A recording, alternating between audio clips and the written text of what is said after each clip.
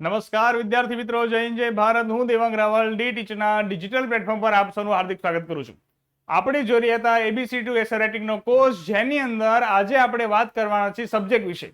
Already આપણે part 1 અને part 2 પૂરો કરી દીધો છે. બેઝિક ટુ એડવાન્સની અંદર આપણે સિક્વેન્સમાં જવાનું છે, જેની અંદર પાર્ટ 1 ની અંદર આપણે સામાન્ય ઇન્ટ્રોડક્શન લીધો છે અને આજે આપણે વાત કરવાના છે સબ્જેક્ટની. સબ્જેક્ટનો મતલબ થશે કર્તા.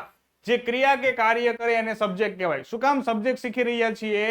કારણ કે અંગ્રેજીની સેન્ટેન્સ પેટર્નમાં મિત્રો SVO આવે છે, જ્યાં S નો મતલબ થશે સબ્જેક્ટ અને એ સબ્જેક્ટનો મતલબ થશે કર્તા.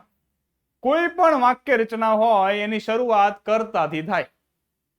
હકાર નકાર અને પ્રશ્નાર્થમાં ઇમ્પેરેટિવની વાત અલગ છે, આપણે ડિટેલ્સમાં જોઈશું. પણ હકાર નકાર ને પ્રશ્નાર્થ બેઝિક જે વાક્ય રચના છે એની અંદર સૌથી પહેલા જો કોઈ ભાગ આવતો હોય તો એ છે સબ્જેક્ટ. હવે આપણે બધા સબ્જેક્ટને જોઈ લઈએ તો કેટલું આસાન થઈ જશે. એટલા માટે અહીંયા ધ્યાન આપો કે અંગ્રેજીની અંદર આટલા સબ્જેક્ટ છે, આટલા જ છે બસ. આખું અંગ્રેજી આ સબ્જેક્ટ થી બનેલું છે, આ સિવાય બીજા સબ્જેક્ટ છે જ નહીં. ટોટલ કેટલા છે? 9. 3 3 3 9 સબ્જેક્ટ છે.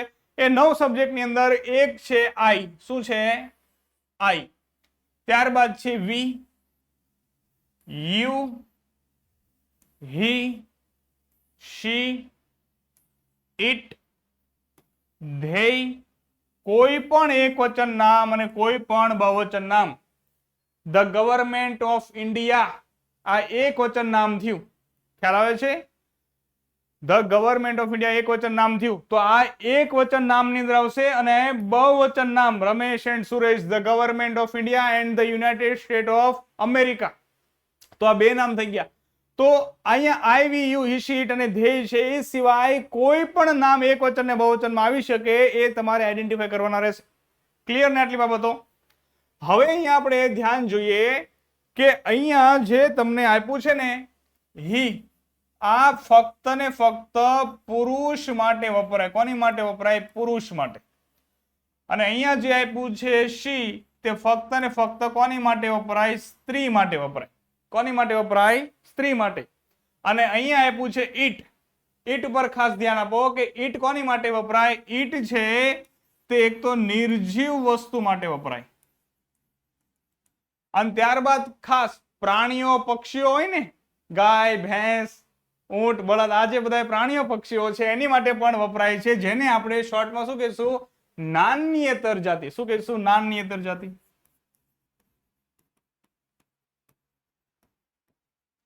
બરોબર? એની માટે શું વપરાશે? ઈટ વપરાશે. હવે આને આપણે ગુજરાતી જોઈ લઈએ. અહીંયા ખાસ શું જોવાનું હતું કે હી છે ફક્ત પુરુષને ઉદ્દેશવા માટે થાય, શી નો ઉપયોગ સ્ત્રીને સંબોધવા માટે થશે અને ઈટ નો ઉપયોગ નિર્જીવ વસ્તુ અને નાન્યતર જાતિ માટે થશે. આટલી બાબત ક્લિયર થઈ ગઈ. હવે આના ગુજરાતી જોઈ લઈએ કે આઈ છે એનો મતલબ થશે હું. આઈ નો મતલબ શું થશે? હું. ત્યારબાદ વી છે, વી નો મતલબ થશે અમે. એક કરતા વધારે વી નો મતલબ શું થશે? અમે. યુ નો મતલબ થશે તમે. તમને ખબર હશે અંગ્રેજીમાં બે યુ છે, બીજો પુરુષ એક વચન ને બીજો પુરુષ બહુવચન, બંનેમાં યુ યુ આવે. તો ઘણા લોકો શું કરે? એક યુ નો મતલબ તું કરે ને એક નો મતલબ તમે કરે. તો ધ્યાન આપો, અંગ્રેજીની અંદર તુકારા છે જ નહીં. અંગ્રેજીમાં નાનો વ્યક્તિ હોય તો તમે એને એમ કહો યુ આર માય બ્રધર, એનો મતલબ એમ થયો કે તમે મારા ભાઈ છો. અને તમે તમારા પપ્પાને કહેતા હોય કે યુ આર માય ફાધર, તો તમે એમ જ કહો છો કે તમે મારા પપ્પા છો. હવે યુ નો મતલબ તમે તું તરીકે લેશો, બરોબર? અને તમે શીખ્યા જ નહીં હોય કે અંગ્રેજીમાં તુકારા છે જ નહીં, અને તમે એમ કહેશો કે યુ આર માય ફાધર, તો એવું સમજશે કે આ મને એવું કહે છે કે તું મારો બાપ છો. નહીં, તમે મારા પિતાશ્રી છો. ખ્યાલ આવે છે? એટલે અંગ્રેજીમાં તુકારા છે જ નહીં. કાલ સવાર તમે મને કમેન્ટમાં કરશો sir you are great teacher, તો એનો મતલબ શું થાય? તું બહુ સારો શિક્ષક છો એમ. સભ્યતા, સભ્યતા. શું જોઈએ? સભ્યતા. એટલા માટે અંગ્રેજીમાં આજથી આપણે એવું ધ્યાન લઈએ કે અંગ્રેજીમાં ક્યાંય કોઈ જગ્યાએ તુકારા છે નહીં. ક્લિયર? યુ નો મતલબ આપણે શું કરીશું? તમે. આગળ જોઈએ. ત્યારબાદ છે હી.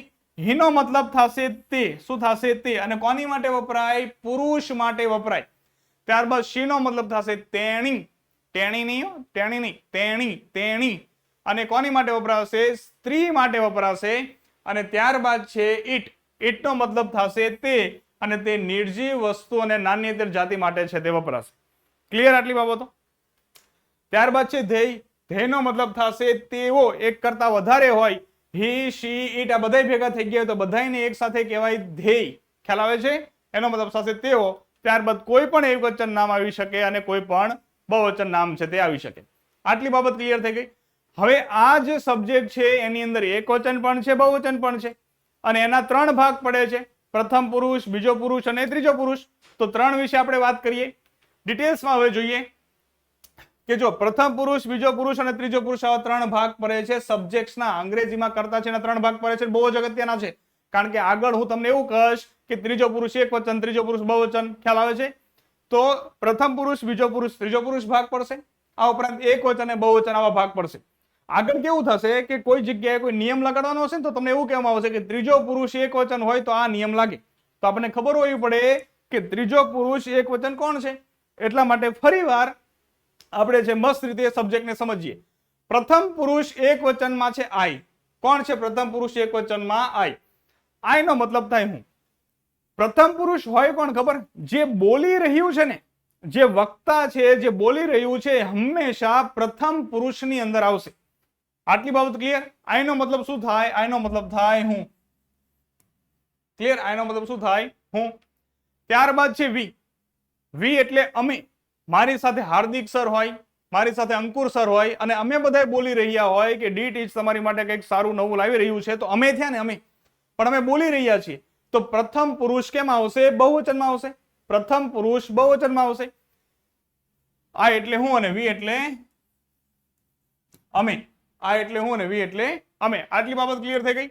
ત્યારબાદ વાત કરીએ બીજા પુરુષની. તો બીજો પુરુષ કોણ હોય? જે સાંભળતો હોય ને બીજો પુરુષ કહેવાય. હું બોલી રહ્યો છું અને તમે સાંભળી રહ્યા છો તો તમે બીજો પુરુષ થયા. અને બીજો પુરુષ એકવચન હોય તો એને યુ કહેવાય અને બહુવચન હોય તો એને પણ યુ કહેવાય. તમે એક વ્યક્તિ સાંભળી રહ્યા હોય તો તમે કહેવાય અને ઘણા બધા વ્યક્તિ સાંભળી રહ્યા તો પણ તમે જ કહેવાય. એટલે બીજો પુરુષ એકવચન અને બહુવચન બંનેમાં શું આવે છે? યુ. આટલી બાબત ક્લિયર? હવે અગત્યનો છે ત્રીજો પુરુષ. ત્રીજો પુરુષ એટલે કોણ ખબર? આપણે બંને વાત કરી રહ્યા છીએ અને એની સિવાયનો કોઈ છે એને કહેવાય ત્રીજો પુરુષ. એ પછી ભલે તમારી બાજુમાં બેઠો હોય. એવું નહીં કે આપણે બે વાત કરી રહ્યા છીએ જે દૂર છે ત્રીજો પુરુષ, એવું નહીં. હું તમારી સાથે વાત કરી રહ્યો છું તો તમારી બાજુમાં જે બેઠો છે મારી માટે ત્રીજો પુરુષ થયો. હું તમારી બંને સાથે વાત કરી રહ્યો છું તો જેની સાથે હું વાત કરી નથી રહ્યો એ મારી માટે કેવા ત્રીજો પુરુષ થયા. ખ્યાલ આવે છે? એટલે કે બોલનાર અને સાંભળનાર સિવાયના જે છે બધા ત્રીજો પુરુષમાં આવે ને એ ત્રીજો પુરુષની અંદર જો એ વ્યક્તિ પુરુષ હોય, એ વ્યક્તિ પુરુષ હોય તો એની માટે વપરાશે હી. કોની માટે વપરાશે? પુરુષ હોય તો. જે ત્રીજા વ્યક્તિ માટે વાત કરી રહ્યા છે એ વ્યક્તિ પુરુષ હોય તો એની માટે આપણે વાપરશું હી. જો એ વ્યક્તિ સ્ત્રી હોય, એ વ્યક્તિ શું હોય? સ્ત્રી હોય તો આપણે એની માટે વાપરીશું શી. શી કોની માટે વાપરીશું? સ્ત્રી માટે. અને જો એ વ્યક્તિ પુરુષ અને સ્ત્રીની કેટેગરીમાં ન આવતું હોય તો એની માટે આપણે યુઝ કરીશું ઇટ. સ્ત્રી પુરુષ સિવાય એની માટે શું યુઝ કરીશું? ઇટ. અને આ બધાનો આનો મતલબ શું થશે? તેણી. શી એટલે તેણી, ઇટ એટલે તે, હી એટલે તે, યુ એટલે તમે, આઈ એટલે હું, વી એટલે અમે, યુ એટલે તમે. આટલી બાબત ક્લિયર થઈ ગઈ. અને ત્યારબાદ કોઈ પણ એકવચન નામ, પછી એકવચન નામની અંદર કોઈ પણ આવી શકે. ધ ગવર્મેન્ટ ઓફ ઇન્ડિયા આવી શકે, રમેશ આવી શકે, સુરેશ આવી શકે, મહેશ આવી શકે. ખ્યાલ આવે છે? એ ત્રીજો પુરુષ એકવચનની અંદર આવશે. ત્યારબાદ ત્રીજો પુરુષ બહુવચનની વાત કરીએ તો એની અંદર આવશે ધ્યેય. ધ્યેયનો મતલબ થશે તેઓ. શું થશે? તેઓ. અને આ હંમેશા બહુવચન માટે વપરાય. હી, શી, ઇટ બધાય હોય તો એની માટે વપરાય ધ્યેય. ક્લાસની અંદર છોકરાઓ બેઠા છે, બોયઝ ગર્લ્સ બંને બેઠા છે અને તેઓ અવાજ કરી રહ્યા છે, તોફાન કરી રહ્યા છે તો શું કે ધે આર નોટી સ્ટુડન્ટ. ખ્યાલ આવે છે? તો ધ્યેય કોની માટે વપરાય? બધાય માટે વપરાશે. આટલી બાબત ક્લિયર થઈ ગઈ તમારા માઇન્ડમાં? હવે અહીંયા તમારે ફક્ત ને ફક્ત 2-3 વસ્તુનું ધ્યાન આપવાનું છે ને એ છે કે તમારે યાદ રાખવાનું છે એક ત્રીજો પુરુષ એકવચન કોણ છે. તો આ ત્રીજો પુરુષ અને આ છે એકવચન તો અહીંયા કોણ આવે છે? હી, શી, ઇટ અને કોઈ પણ એકવચન નામ છે એની અંદર આવે છે. કોનામાં? ત્રીજો પુરુષ એકવચનમાં. આ ખાસ તમારે યાદ રાખવાનું છે કારણ કે સાદો વર્તમાન કાળ શીખીશું ને સૌથી પહેલા હું તમને કહીશ કે ત્રીજો પુરુષ એકવચન હોય તો આમ કરો ને તેમ કરો. બીજી બાબત તમારે એ યાદ રાખવાની છે કે અહીંયા જે સબ્જેક્ટ લખ્યા ને, આ બધા લખ્યા શું? સબ્જેક્ટ લખ્યા મેં. તો અહીંયા જે મેં સબ્જેક્ટ લખ્યા આ બધા સબ્જેક્ટ છે એ કેવા સબ્જેક્ટ છે? એક વચન છે. કેવા છે? એક વચન. જ્યારે અહીંયા મેં સબ્જેક્ટ લખ્યા એ બધા કેવા છે? બહુવચન છે. કેવા છે? બહુવચન. એની અંદર કોઈ પણ બહુવચન નામ છે પણ આવી ગયું. એક વચન છે અને બહુવચન છે. આટલી બાબત ક્લિયર થઈ ગઈ ને?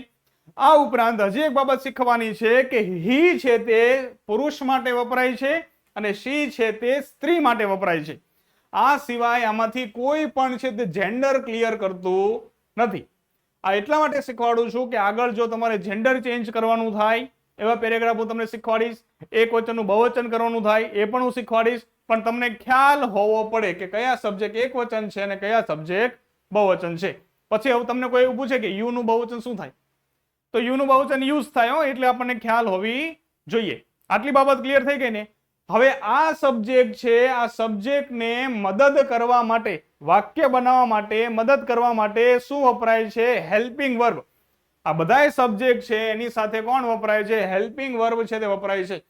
અને હવે આ હેલ્પિંગ વર્બ છે એમ ઇઝ આર માંથી કોઈ એક જ એક સબ્જેક્ટ સાથે લાગશે, વોઝ વર્બ માંથી કોઈ એક જ લાગશે, હેવ હેઝ માંથી કોઈ એક જ લાગશે, શેલ વિલ માંથી કોઈ એક જ લાગશે, ડુ ડઝ માંથી કોઈ એક જ લાગશે. આવી રીતે આ સબ્જેક્ટ છે એની સાથે આ હેલ્પિંગ વર્બ છે તે લાગશે. અને એનો મતલબ શું થાય, એનો વાક્યમાં ઉપયોગ કઈ રીતે થશે, કયું હેલ્પિંગ વર્બ છે તે કયા સબ્જેક્ટ સાથે લાગશે, એ બધી જ માહિતી આપણે આના પછીના નેક્સ્ટ વિડીયોમાં, એટલે કે હેલ્પિંગ વર્બ જેનું નામ છે સહાયકારક ક્રિયાપદ, તેની અંદર જોઈશું. આજે સબ્જેક્ટ વિશે તમને સારી એવી માહિતી મળી ગઈ હશે. I hope you like this video. Thank you.